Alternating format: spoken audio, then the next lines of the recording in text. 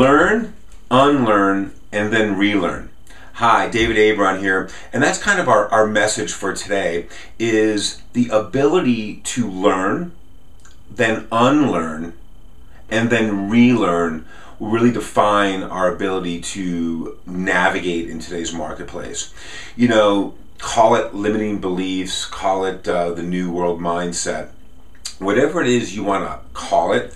This appears to be really the focus of success in today's world.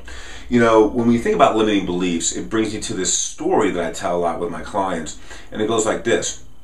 It goes, imagine that that you're a little boy or a little girl, and you're growing up, and in my case, a little boy, and my sister, let's say, climbs a tree.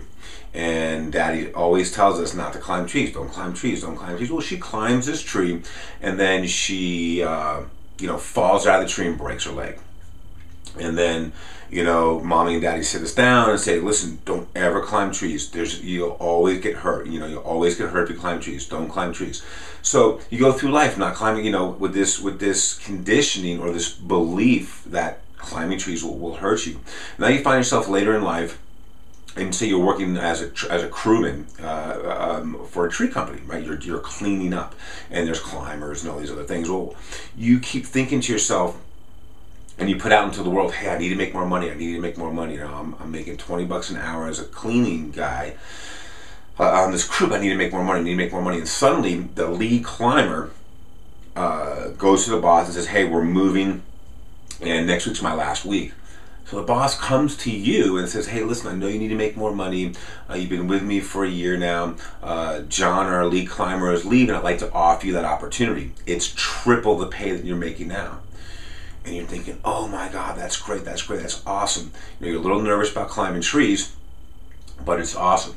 And then you show up at your first day of work and you're like frozen. You can't even climb this tree. You can't figure out why. You're looking at this tree and you're frozen. Okay? This is a limiting belief from when you were younger with that incident with your sister, right? So the way we overcome limiting beliefs really is we look at that belief. Climbing trees causes pain. Climbing trees is no good. Climbing trees is dangerous, right? Climbing trees will break your leg. And you look at that and you say, is that true? You ask yourself, is that true? And you say to yourself, well, you know, when I was younger, I guess it was, but it's not really true. Then you ask yourself, does it serve you? Does it serve you today? And you say, well, no, climbing trees causes pain, doesn't really serve me today, because if I didn't have that belief, I'd be making triple my money. So then you give yourself permission to release that belief and replace it with a new one. For example, climbing trees makes me more money. Climbing trees makes me more money.